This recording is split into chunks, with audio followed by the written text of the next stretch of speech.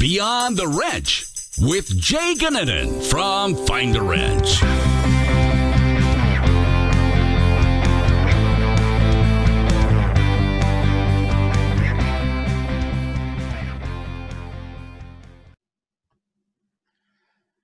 Welcome to Beyond the Wrench. I am your host, Jay Goninen. On the podcast today, we have Scott Saxton. Scott is the Director of Sales in North America for Sonic Tools.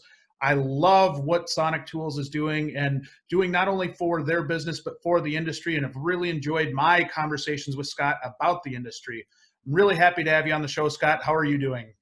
I'm doing great, Jay. Thanks for having me on.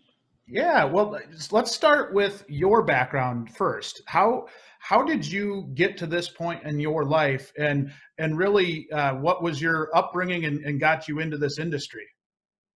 Oh man, that's a great question. There's a long backstory. So I'll condense it as best I can. I actually come from an entrepreneurial background. Was in the military from 89 to 93 as a combat infantryman. And then I got out of the Army in 93 and pretty much went right into the world of business ownership. So opened up a business in 1996 at the age of 26. I owned and operated that business for 18 years. And during that 18-year stint in that specific industry, I scaled that business once by opening a location in Melbourne, Florida. I was in Orlando, Florida at the time. So location in Orlando, location in Melbourne. And during that 18 years, I also dabbled into some other business ventures and some startup stuff, laundromats, a meal prep business, a mosquito misting business, which ironically is actually still in business. I sold that business in 2007. The guy who bought it continued to grow the business. He's still in operation today. So I come from an entrepreneurial background. I sold that first business, my main business in 2014. And was doing some real estate stuff. So I was doing some house flipping, wholesaling of houses, and some real estate stuff, trying to figure out what I was going to do next. I had realized early on that the first business I was in, the dry cleaning business, was a very expensive business to scale. And as I got more educated in business, I realized that it wasn't going to be a path to the financial freedom that I was kind of looking for. So got out of it, got into house flipping. And I knew the founders of Sonic Tools because of their previous business. I was a customer of their previous business.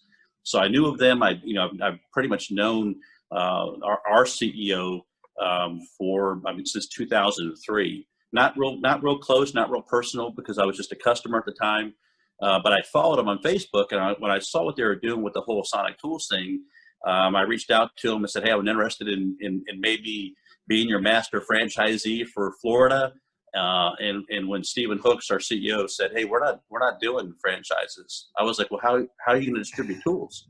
And I had friends that own independent shops. I have friends that are master techs, like at Mercedes and Volkswagen. So I was aware of the tool business. I was never a mechanic, but I was aware of it. I was aware of the trucks, like Snap-on, Matco. And so when I thought I was going to maybe potentially manage all the franchisees of the state of Florida with all these trucks running around, and he said, "Yeah, we're not doing trucks." I'm like, "How are you going to distribute tools?" Like Amazon. I go, "Okay, I'm in." As soon as they said that they were going to leverage technology, and I realized what a disruptor that would be in this tool industry, because it's very antiquated. They've been doing the same thing for decades. I'm like, I'm in. I want to be involved. That was back in 2000, into 2015, beginning of 2016. And so I kind of was doing a little bit more of a consulting type role initially, and ended up growing education side of the business and developed and grew the aviation side of the business. And that worked into a deal where I moved from Florida about a year and a half ago up here to Auburn, Alabama, which is where our North American headquarters is. So over a 20 plus year period of business ownership, I'm now actually helping a company grow and disrupt an industry. That is so cool. That is so cool. What was the company before it was Sonic Tools? Well, Sonic Equipment is in Europe. So Sonic Equipment and the founders of Sonic, it's still a privately owned company out of Europe. Our global headquarters is in Netherlands. So the brand has been around since the mid 2000s. The people who own the brand, who started the company, have been in the tool business for over 50 years. So we've got a 50-year heritage of tool ownership and tool manufacturing under our belt.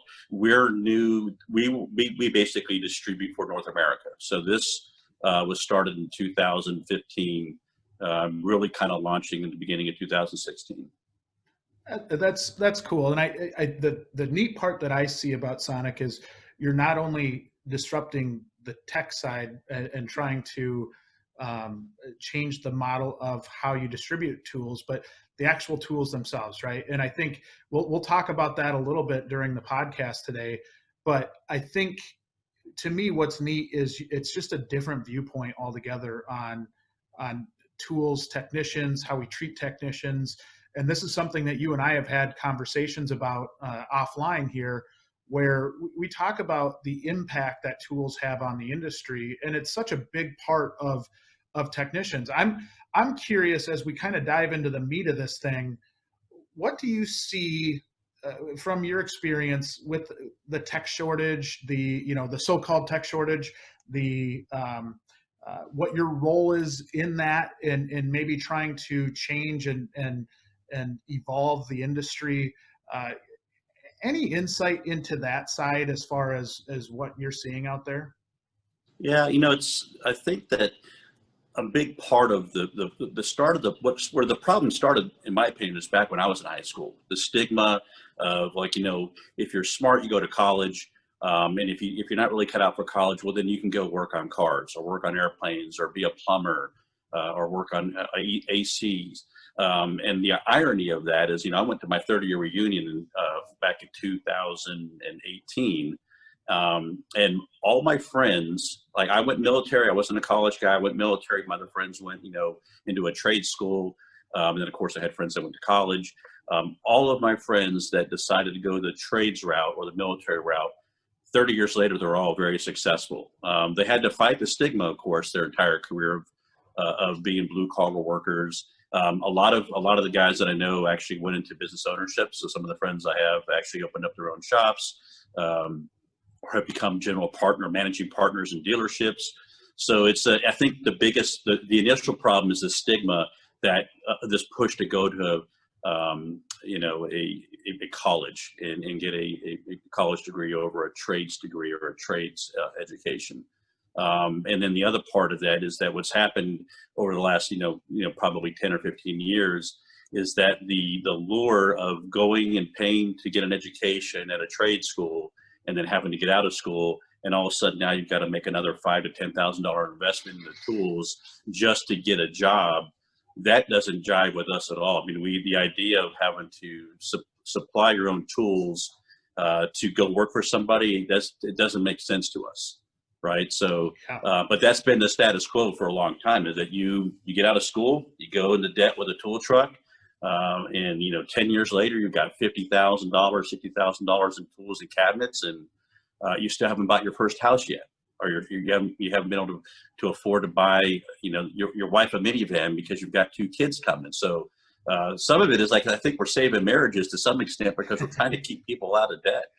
Yeah, and that's something I remember coming up through the industry, and I was as young as probably, 12 years old when I bought my first Mac screwdriver set for like $85. I had no business buying that screwdriver set for $85 when I was 12 years old, but it was the cool thing to do. You got on the tool truck and you did that. But I really, that's where I love what your vision is and what you're doing. Now, are you starting to see a shift away from that traditional model as far as who is buying the tools? Absolutely, yeah. So some of the shift started for 2 different reasons. One, there's been a recruiting retention initiative. So because of the shortage, you have dealerships that are trying to stand out from their competition. So you have this recruiting and retention initiative. Then you've also got a minimum wage law initiative there. Something that's happening in California. So you've got dealerships in California that if they supply the tools, minimum wage, let's say, is $15 or $16. If the technician supplies the tools, you got a guy going in as a quick lube tech right out of school. If he or she is bringing in their own tools to the job, that dealership has to pay double minimum wage. right? So you see a push for the dealerships to buy tools. We have Grupetti Auto Group in California is now supplying all their entry-level techs and I think mid-level techs with tools and toolboxes. And they're seeing an ROI in that investment in less than 6 months. And then of course you have the recruiting side where you've got dealerships that are trying to lure the students, the new graduated techs from their competition by offering a box and say, hey, listen, come to work for us. We've got a toolbox that'll get you through the first year or two. We've got a pathway to get you from an entry-level quick service tech into all the way through A-level tech. It's fascinating to me. And so what resistance have you fought on that side, right? Like when you're talking to a shop about, changing the model essentially, what resistance do you see? Well, some of the initial resistance comes to the capital outlay that has to happen. It's an easy conversation once they see that there is truly a pathway to an ROI for them. I know Nissan Clovis in California, they got their money back on all the toolboxes they purchased in 6 months. Outside of that resistance, you have the concern about, okay, now I've got 26 toolboxes with tools, and let's say these toolboxes have 200 to 400 tools in them. Now you've got the issue of asset management. And because this is a new idea, a new concept, you have a lot of GMs and service managers and fixed ops directors are like, I don't want to manage 26 boxes. This is going to be a nightmare. It's going to be a monthly investment of replacing tools, and tools are going to walk out the door. They're going to be left in engine bays, which is normal. That's kind of somewhat normal. So some of that concern comes from asset management as well. So how do you, when you're sitting down with a shop and you talk to them about kind of changing their model, and as a result, it's going to help, I'm assuming the ROI comes from the standpoint of they're able to get techs faster or better, or is the ROI from, how do you calculate that ROI? So the ROI, it's really easy on the side of where you have the techs in California with the minimum wage law. Yeah. That's a really easy, it's just numbers. You're paying $15 an hour versus $30 an hour. You multiply that by 40 hours a week, 50 hours a week.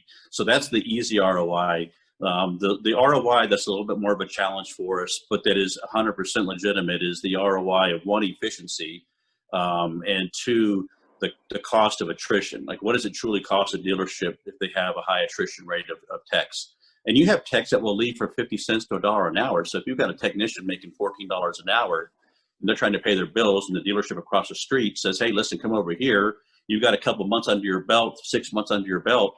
I'll give you another $1 an hour raise or $2 an hour raise. They're leaving because that means they can put gas in their car. Yeah. So it's that ROI is a little bit of a tougher conversation.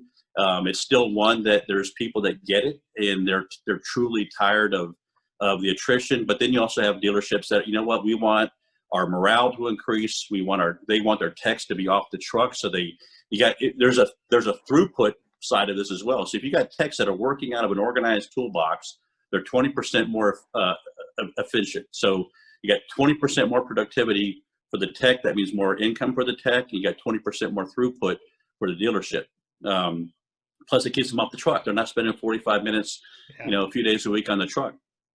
Yeah, and your system for keeping tools organized is something that I look back to my time in a shop, and I'm just blown away by how much of an impact that has. Tell us a little bit about that side. I mean, is it what possessed you guys to have the tool management or the asset management side be such a focal point and such an important piece? Because I love it. Like, I think that's hugely important.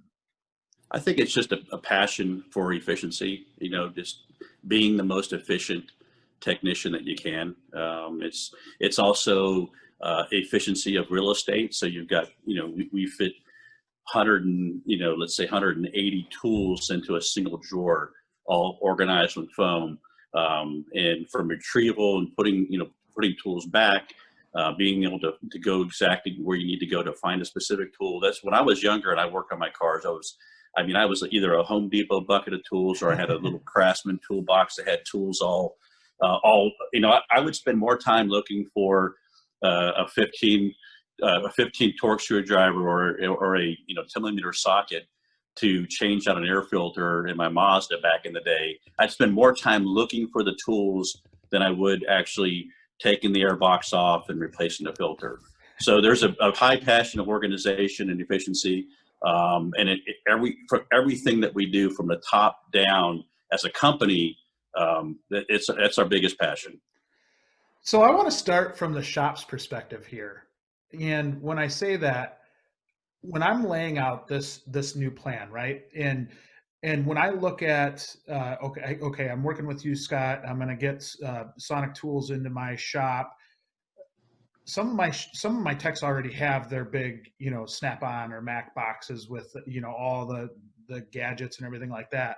How do you approach that, right? From a shop manager's or owner's standpoint, to where, hey, we're gonna line this place with toolboxes, or is it just for new techs, or how is it really dependent on the situation? How does that work?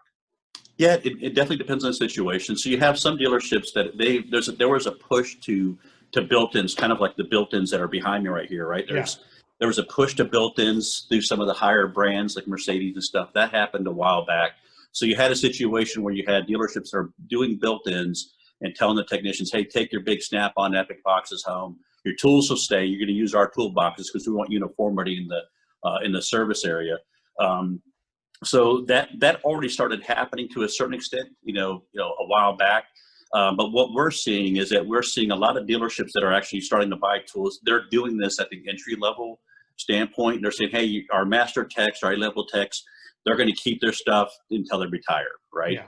It's just that tools are so subjective that they don't want to hurt the morale of those technicians who have spent, literally $70,000 or $80,000 in tools and toolboxes. So the push is more to get the ones that are starting out right now as techs, start them out this way, and we've created a pathway from basic to intermediate to advanced to expert level, where you can technically buy a basic level set for your technician, buy the add-on set that takes them to the next step, and then buy another add-on set that takes them to the next step as well. So with us right now, we're seeing more of a push as entry-level techs are getting to the field, leaving the master techs alone, not crushing their spirits in that sense because of the investment they made.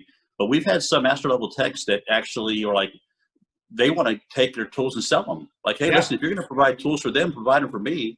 I'll take this stuff either back to my house, I do stuff on the side, or I'll sell this stuff. Yeah. And one thing I would add there, I actually took a tour of a customer of ours in Arizona. It was a Mercedes dealership in the Phoenix area, and they had the layout of the similar boxes all the way through, the black, like what's behind you. For those of you just on audio, Scott's got a really nice background of everything Sonic behind him.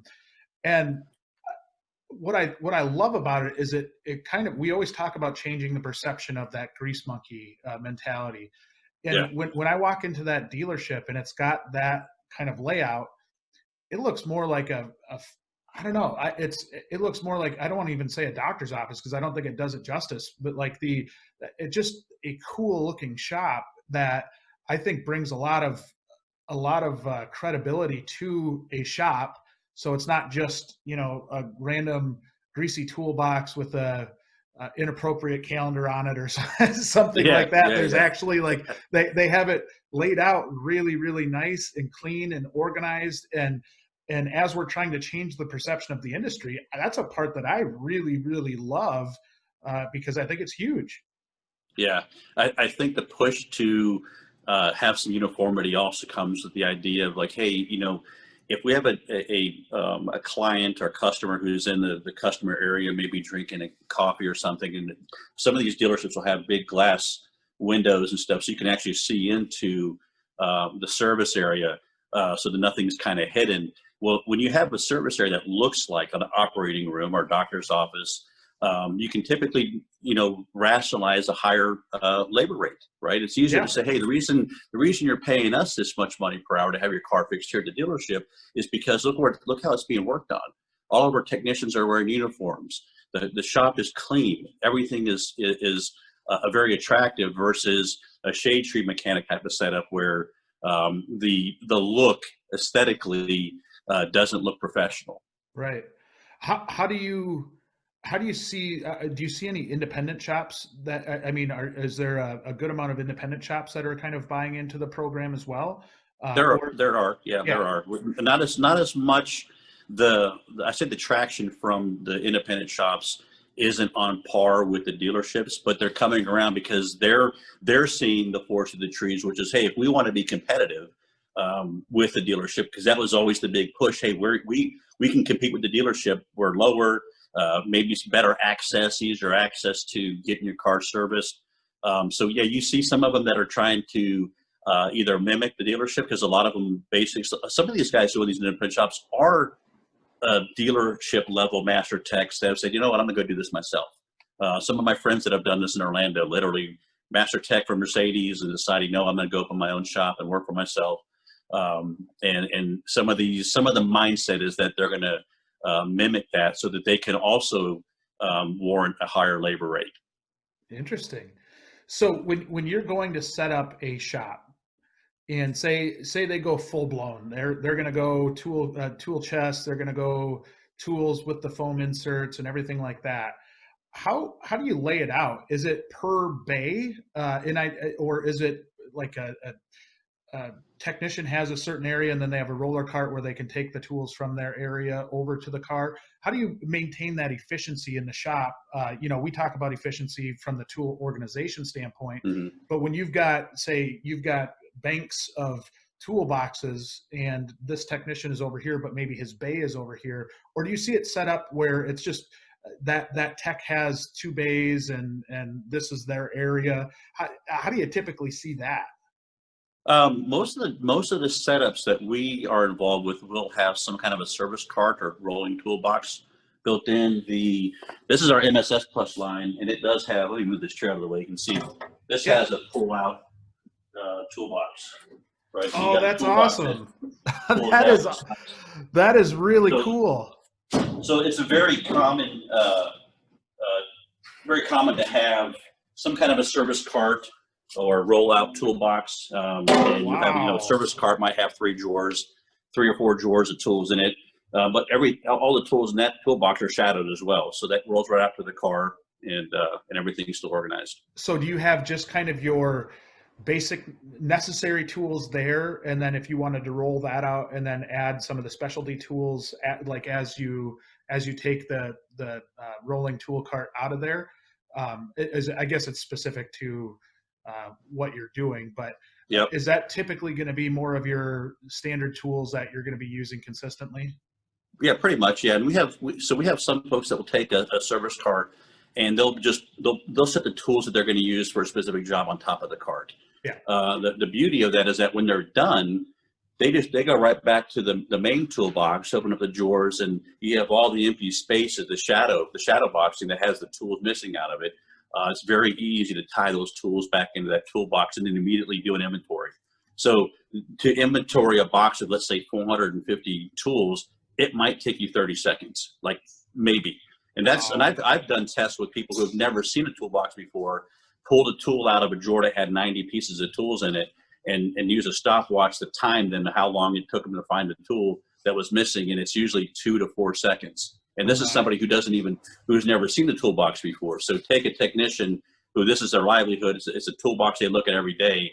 They can literally inventory their entire toolbox in less than 30 seconds, and they can do it after each job so that they know a ratchet or a socket or a bit socket or a screwdriver is not accidentally going out in that bay of that car, the engine bay of that car, and then dropping out on the highway.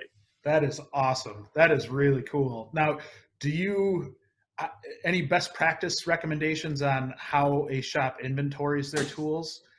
Is it a manager's responsibility? Is it a tech's responsibility? How do you I guess keep your ducks in a row in terms of really that inventory management of your toolbox? Well, we've seen it a few ways. We have some who say, hey, the shop foreman, that's now your responsibility. And sometimes, so if you have a dealership let's say like Repetti Auto Group in California. So, they'll take, and let's say they've got 15 boxes of tools in a specific dealership. They may make the shop foreman responsible for inventorying the tools once a week, because the dealership owns the tools. The dealership will own the tools and will always own the tools. So to mitigate any concerns, they do, let's say, a weekly inventory count that might take 15 minutes. And that way, if you're doing that, you can now hold those technicians responsible on a weekly basis as well, and say, hey, listen, you're missing this quarter-inch drive ratchet. You need to find it before next Friday, because if we don't have it by next Friday, we're going to go ahead and order a new one. It's going to come out of your paycheck.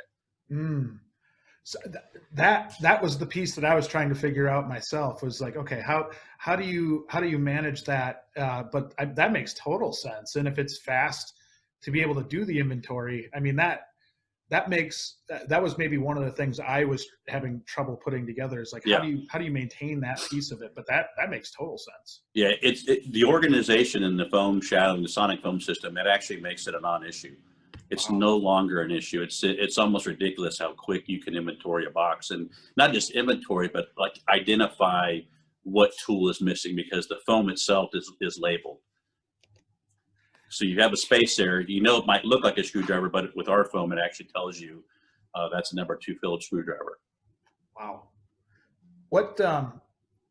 This is a super random question, but what percentage of, and you don't have to have this exact by any means, but what percentage of customers do you see that are shifting to the dealership-owned model versus the technician-owned model? Because I'm guessing there's still technicians that are buying directly from Sonic too, right? Oh, there are, yeah. I mean, well, I tell you, it's funny, the shift, especially the beginning of 2019, we started to see a bigger percentage of our business coming from companies. Outside, not just dealerships, but we had airlines that were also. So the airline industry is struggling with the same issue that the automotive industry is. Automotive, diesel, elevator, the ride mechanics at Disney. There's just across the board a shortage for skilled trades like technicians, and so I'd say beginning of 2019, we really started to see a shift of the purchases happening from the business side of things. Yeah. Well, and it's funny because I think about that same time, I was really, through some of our writings or doing, some content, talking about how shops needed to have an open mind to some of this stuff, where it's not the traditional way of doing it, but it might be a better way of doing it, right? And it might be a way, a technician recruiting and retention tool where you're not putting somebody in a bad spot where they have to take that $2 an hour, and people will make decisions based on keeping their family fed, right? And if you're not able to do that because you've got a $200 or $300 weekly bill, or $100 weekly bill, whatever it is, that every time the Snap-on guy comes in, we've all seen a tech that runs away and has to go on a go run an errand or something, because it's just not, to me, we put a lot of people in really bad positions early on in this business. And I, when I was running shops and kind of in charge of that was one thing that was always a concern to me, is you're oftentimes bringing in the lowest paid person with the highest investment need to get started. And we wonder why we kind of kill our youth here, and that we don't see a lot of people make it through.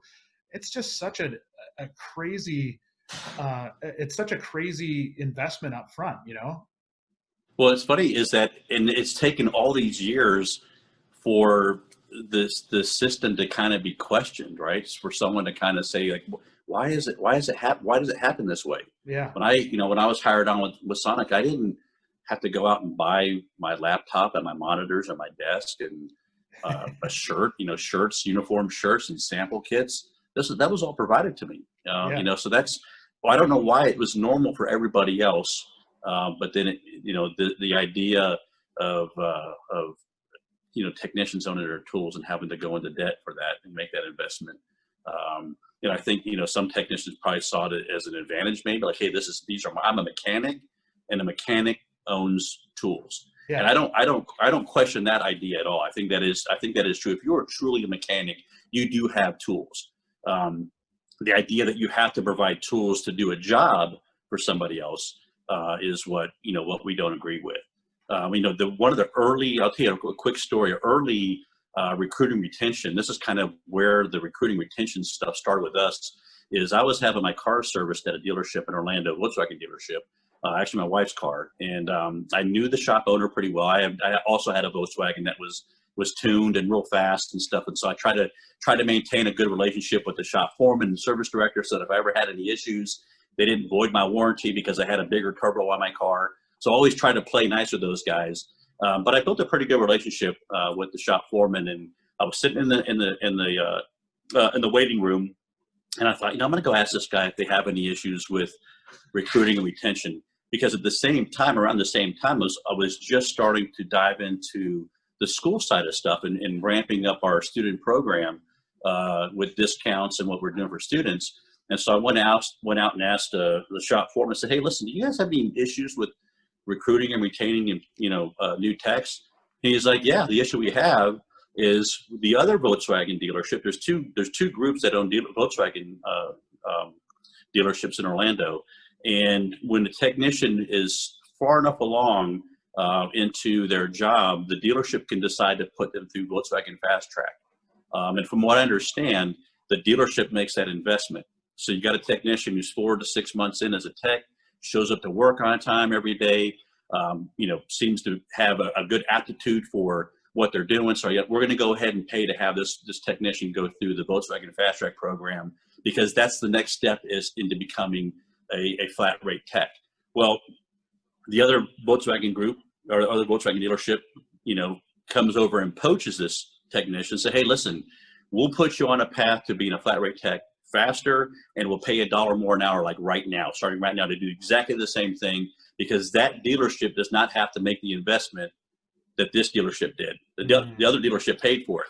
So that was my first introduction into the problem of not just recruiting, but the retention side of things. And so I put together a program or an offer. So I approached Christian Lafferty, was the service director at the time. I said, "Hey, Christian, listen, what if I sell you this Volkswagen specific box? It's kind of overkill for a quick lube guy, but this box will carry your technician probably through 2 years of work." And the first technician was a young guy named Francesco, who graduated from, I think, Seminole State College, if I'm not mistaken. Hired this guy, and they did a 0% interest, like rent to own. This is where the retention side of it came in. So they said, "Hey, listen, we have this filled box here. It's a Volkswagen specific box. It's actually one of the boxes that has come out of Volkswagen Germany from our relationship with Volkswagen Germany. And if you decide to take this box, we're going to take X amount of dollars out of your paycheck at 0% interest. It's a reduced rate." So they were able to buy the box for less than what list price was. So it still was an attractive purchase for the technician. And this guy, Francesco, said, "Yep, I'm in, I'll do it." Because it was either that or going into debt at a high interest rate on the truck. So he did it, and I kind of kept tabs with him even when I moved. And the last time I had talked to Roberto, who was a shop foreman, Francesco was like 26 months into being an employee there, and he still had not been on the tool truck. He was just starting to get to that point over 2 years later, where he now needed to start investing into a bigger box and some more tools. But it literally helped him retain that technician and kept that technician off the truck. And he was able to have all the tools that he needed for 2 years worth of work for less than $4,000. Wow. So that was kind of what started our wheels turning, like, man, this is an actual problem. We need to go out and build a program to help on the recruiting retention side of things. And then that boiled over into the aviation world, where we built a relationship with some wholly owned by American Airlines, Piedmont, and PSA. And then it just snowballed. Wow. I love the open-mindedness going into that, right? And being able to put together a program that gets to the root of the problem rather than just trying to, shove bottom line activities. Yeah.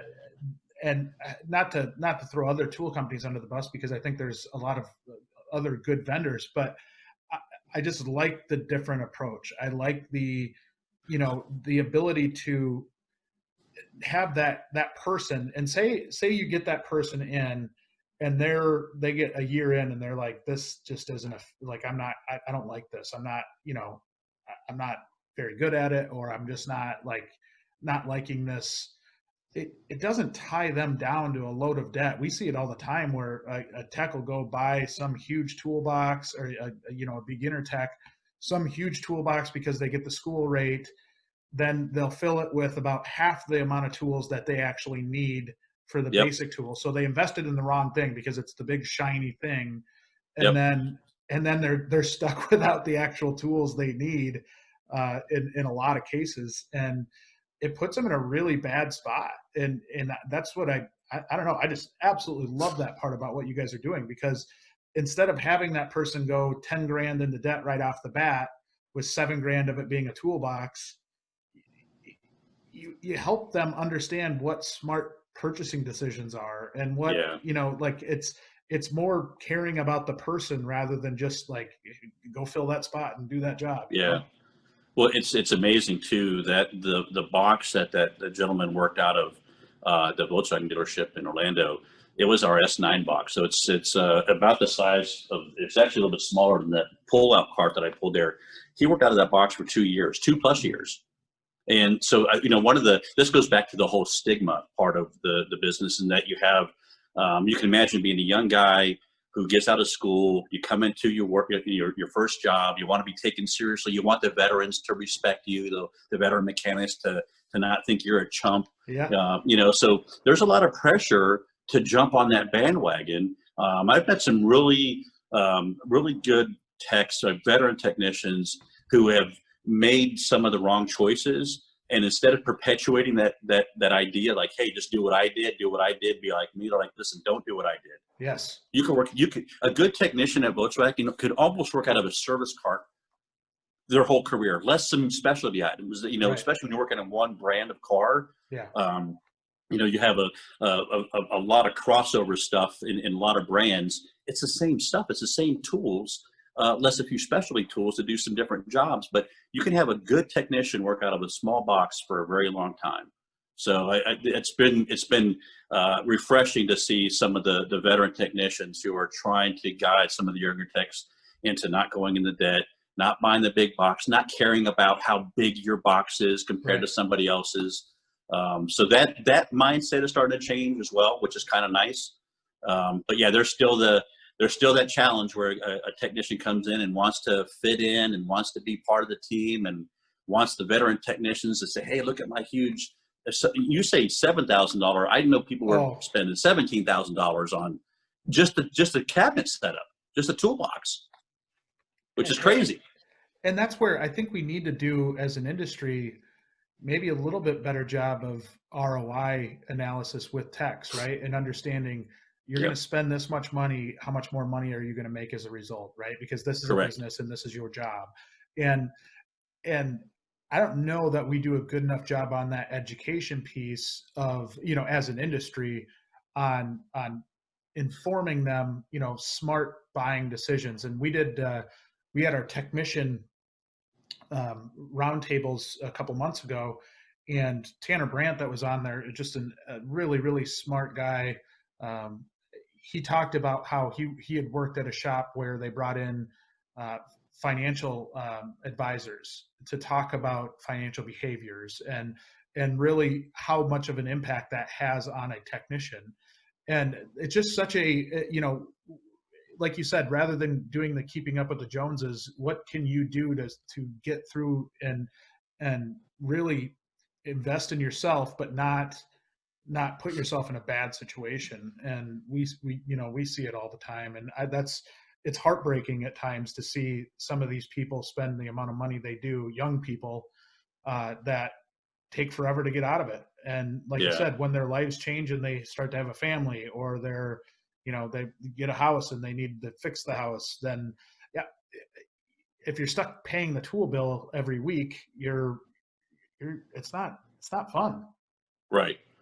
Yeah, it's too bad that that's not happening more than it is now. I mean, I think, like I said, I think there's a pivot that's happening now where you're starting to see people be smarter about the financial side of things. So the gentleman you're talking about, what a forward-thinking, individual to come in and say, hey, listen, I want to do what's right by my technicians. And you're right, that the technician side, the fixed ops side of things have been ignored for so long, and typically that's where the money's being made anyways. Right. The front end of the office is great looking. Everybody's well dressed and taken care of, and they got coffee and cookies.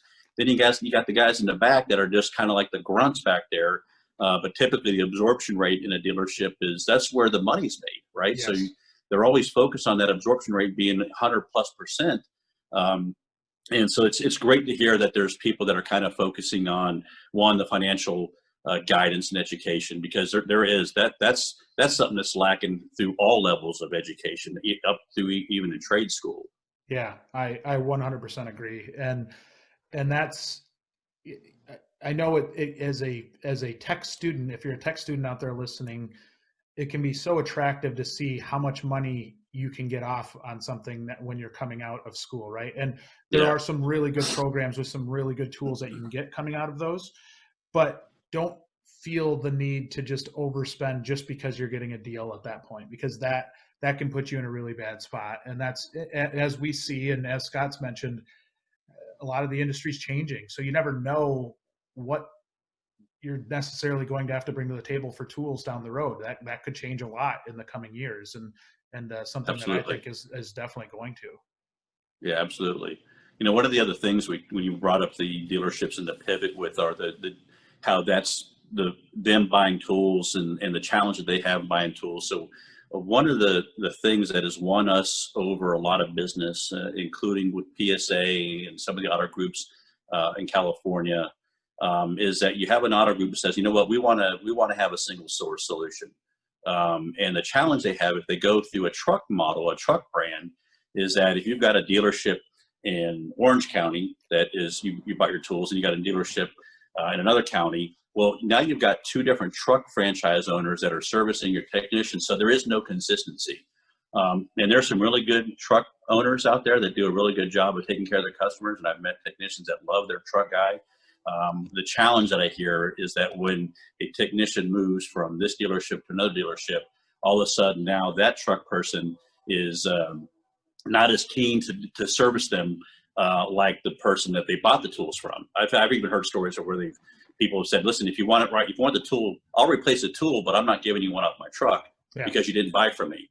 And I kind of get it, because that person who owns that truck, that's their inventory. If they give a technician a 3/8 drive flex head ratchet because their other one broke, well, then they drive over to Toyota, and a guy there wants to buy a 3/8 drive flex head ratchet. He's like, I just gave it to the guy back there at the Honda dealership. Now I can't sell him one. That technician's going to buy one. And now if it's not Snap-on, it's going to be the next truck that comes through that has one on the truck, like Mac or Matco. Yeah. So the idea of having consistent service was a big deal. And the warranty part of, we haven't even talked about the warranty yet. The warranty is, to me, exponentially better than anything that's out there right now. And I don't know if have we talked about the whole QR code badge inventory?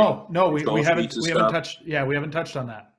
Okay, well, if you got a few minutes, I'll take it. We do. Yeah, absolutely. The service part of what we do is what excites me, because I was literally on the phone yesterday with a gentleman who owns a school or runs a school in Melbourne, Florida, for A&P mechanics, which is on the aviation side of the world. He's from the military. He comes from a military background, so shadowing and laser etching are all, that's like you do them. It's not an option. You operate this way. So his whole career was working out of a shadowed box with laser etch tools. And so you have the challenge of how do you warranty a tool when you don't have tool trucks, right? And his big push is like, listen, we're buying tools from a known brand that we've talked about, one of our competitors, a professional brand that we've talked about. And he's like, they're buying the tools, and the challenge with them replacing a tool, because they're buying tools as students through the industrial side of this company, not the tool truck side. There is no tool truck that goes by this school and says, hey, is everybody doing okay? Does anybody need any tools? Did anybody break any tools? There's zero people coming by that school to service those students. but we're technically technicians at this point, right? They've bought tools. So with us, student buys the tools, anybody buys the tools. You break something, you literally pull your phone out, take a picture of it. Let's say you break a ratchet. The ratchet's not going to physically look broken. If you strip the teeth out in the ratchet, it's not going to look broken. Doesn't matter. You take a picture of it. It takes you literally 2 minutes from your phone to warranty that tool. Upload the 2 pictures, send it to us. Within 24 hours, a new tool is on its way to you. And the nice thing about our model is that it's basically single source. So with PSA Airlines, they had 8 hubs at the time. Everybody had the same point of contact to warranty or service something. Their phone and email or our phone number. It was one point of contact, so that the service was consistent. That was the biggest issue they had with the brand previous to us, is that there was no consistency in service. It seemed like they didn't even care about it. Once the sale happened, they're like, hey, sale's done. Good luck. Good luck replacing that tool. Yeah. That is cool. I mean, this is some of the stuff that I wanted to learn more about today, just out of curiosity, just because I knew how much you guys were doing differently. And I was lucky enough to have Colby on my the roundtable that I hosted on the TEDx Fixed Ops roundtable thing, and just love what you guys are doing. I mean, this is really game changing. Now, speaking of that game changing piece, you guys are coming out with the Pathway program? We are, yeah. So this should hopefully roll out by Q2. It's something we've been working on for a year and a half now. A lot of what happened leading up to us doing this is just research and doing our diligence. So you talked about technicians coming out of school, buying a big box and buying tools. A lot of them are like, well, yeah, I need one of everything. Give me one of everything. I need all this stuff. And the reality is they don't. Right. So we worked with our business partners that are in the automotive world, in the aviation world, but specifically in automotive. We determined through a lot of diligence what was the ideal basic set. What's the best set to put somebody to work without them having to make a huge investment on top of it, without them being short tools. So built these basic, intermediate, advanced, and expert sets based on industry knowledge and our relationships with automotive groups and dealerships. So you have a technician who comes in and buys a basic set, or the dealership who buys a basic set, and the dealership, if they're buying the tools, and that technician goes from basic entry-level technician to let's say the first level of flat rate technician, they can either go directly straight to buying the intermediate set from the start, or buy the basic set, and then we have an add-on set that basically backfills the intermediate set, if that makes sense. Yeah. So if you don't buy the intermediate set from the beginning, you buy the basic set, you can buy our add-on set, which includes new phones. So we're supplying the tools that are missing from the basic set to make the intermediate set, and we supply the foam. So you take the tools out of the basic set, put them in the new foam with the additional tools, and now you have the intermediate set. And the whole idea behind that, it was just let's create and this was actually something that was being requested. This was dealerships who were saying, we want to do this, but we want a pathway so that we can follow and encourage our techs to stay with us and stay off the truck and stay out of truck debt, but give them a path so that we can make them successful all the way up to expert level technician. Have you seen a dealership tie that to like a rating yet, or like a pay plan? So if they go to the intermediate set and that's a requirement to get to this next level, or has it gotten to that level yet? Or do you see maybe a potential for something like that? So are you saying like if the dealership is saying, hey, listen, for you to get to this level, you need to have these tools? Yeah. I think it would be the opposite. I think that they would see the technician making advancement themselves in their career and say, okay, listen, Jay, listen, you're ready for a promotion. You're ready to go into the next level of technician. Congratulations. Here's your promotion. Here's your pay raise. And here's our pathway set to backfill into the next set that you need, which is the intermediate set or advanced set. Just the messaging there alone is so awesome. And the change in messaging, right? Where instead of saying in order to get here, you need to do this, it's more of, hey, you've worked your tail off. Congratulations. Yep. Here's your new tools. To me, that is such a change in mentality for our industry and such a change in messaging. And we talk about retention and wanting to keep, my big thing, and I talk about it all the time, but I don't only worry about people coming into the industry, I worry about people staying in the industry. And we've got a little bit of a problem there where folks might just be flat out leaving this business to go to other, other trades or other, maybe into an office type role at some point. And this is the kind of stuff that can change that. This is the kind of stuff that makes that position rewarding, makes it, something that you can be proud of to be in for a long time, and just changes perception. Like we started off this podcast with, talking about how we all work together to make that happen. And I think what you guys are doing at Sonic and what you're doing, Scott, just very, very cool. I'm genuinely impressed. Yeah, I'm actually impressed with what you guys are doing as well, which is kind of what led to our conversation, right? So yeah, we talked about students, and because of our involvement with students and being more solution-based than just be a vendor who's selling tools. And I can tell you, I told you, like, I personally have given resumes. So I've been on a campus talking to students about, buying tools, and literally turned that conversation into, I'm taking a resume and introducing them to the Kevin Dallaire at Piedmont. To go interview with Kevin, and potentially get a job. So it's funny, and I think that's the big difference, being solution mindset based, solution based mindset versus, hey, we're just a vendor peddling tools. Yes. We don't care what you buy. We just want you to buy as many tools as you can, and good luck, right? Ours is like, we truly want to add value to them, and tools, the product itself becomes almost an afterthought, because we're just about this, solving problems, relieving pain, seeing an increase in bottom line, seeing an increase in retention, lower attrition. I forgot to mention laser etching about the Grupetti. So I mentioned Grupetti and how they're buying stuff, and we were talking about asset management. The laser etching ties into the asset management as well. So Grupetti specifically, so each one of their tools, let me see if I don't know if you'll be able to see this or not. Yeah.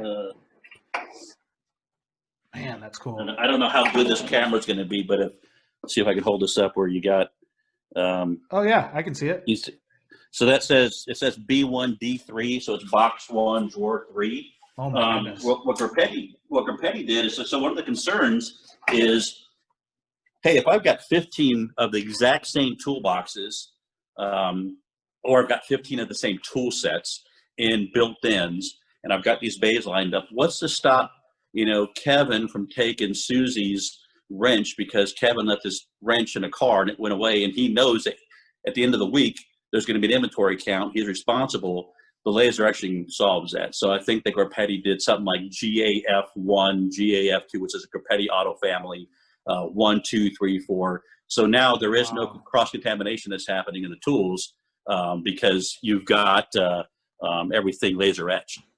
Man, that is something else. That is really, really cool. I commend you guys for everything you're doing. I've learned so much during this podcast, and you and I talked about this in the past, but we're both passionate about the industry and trying to figure out ways that we can help make it better. And I love the fact that you talked about you're looking for value to deliver over and above tools. And I think that's very much what we try to do here with the Find a Wrench side too, is just what can we do to better, make the industry better and not do it in a salesy way, but really just bring value. And I think you guys do the same thing. So I think we're about up on our time, but I really appreciate you coming on here. I learned a ton. I thought this was a really fun conversation, and hope we'll have you on again.